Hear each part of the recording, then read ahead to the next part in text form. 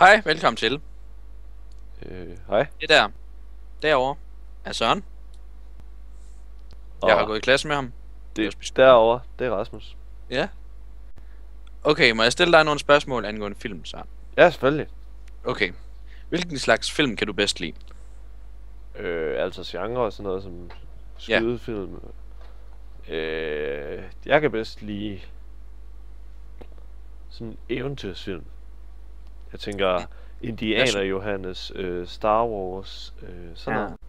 National Treasure også. Ja, super fedt. Kan du lide at lave film?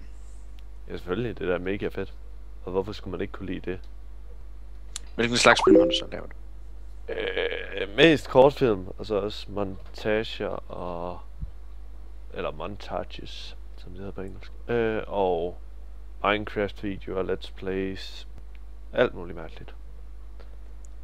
Yes. Hvor lang tid har du sådan lavet film? Eller arbejdet med dem? Jeg kan sgu ikke huske, hvornår det var, vi begyndte. Det var nok den... Var det i... Jeg tror, det var omkring 7. klasse, at vi begyndte sådan at lave det, og så har vi bare lavet den en gang imellem, når vi lige har haft lyst til det.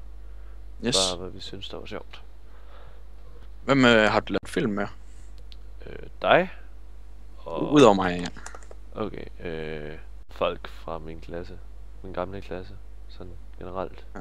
Det er ikke sådan noget på Hvad- professionel plan. Hvad med der, hvor du går nu? Har du lavet nogle film med dem? Ja, vi har bare lavet sådan en kortfilm, vi lavede på en halv dag. Men det var ikke rigtig noget, der blev sindssygt godt. Okay. Har du nogensinde overvejet at lave film i din fremtid? Måske som job? Ja, det kunne jeg helt vildt godt tænke mig. Men jeg ved sgu ikke, hvor let det er at komme i gang med det. Det er lige, hvad der lyster. Mm. Har du, eller bruger du nogen slags specielle kamera? Jeg bruger ikke noget endnu, men jeg er ved at spare sammen til noget, der hedder et DSLR-kamera, som er et digitalt spejlreflekskamera. Som det jeg sparer sammen til hedder Canon 1000, eller EOS 1100D, og det er rigtig godt til, hvis man gerne vil i gang med at lave film. Men ellers, så hvis man gerne vil op på endnu højere planer og have vanvittig god kvalitet, så skal man op og have noget fra det mærke, der hedder Red. De har noget, der hedder Red Epic og Red Scarlet, der er ufattelig god kvalitet. Yes. Hvilken slags program eller programmer bruger du til at lave film eller redigere film? Altså, jeg bruger... Det kommer an på, om det er film fra computeren, eller film, som jeg bare har optaget med et kamera. Altså film, du har optaget med et kamera, og så skal redigere.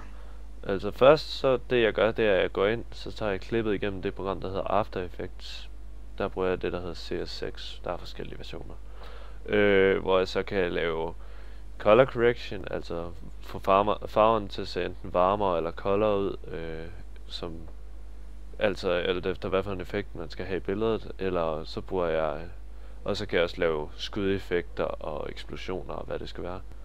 Og så efter det, så går jeg så ind i Sony Vegas Pro 10, tror jeg det er, jeg bruger, eller 11, hvor jeg så kan sætte klippene op i rækkefølge, gøre dem kortere og længere, sætte lydeffekter og musik og sådan noget indover. Så det er egentlig den måde, jeg gør det på. Okay. Tak fordi, at du vil svare på de her spørgsmål, Søren. Det var så let. Howdy ho!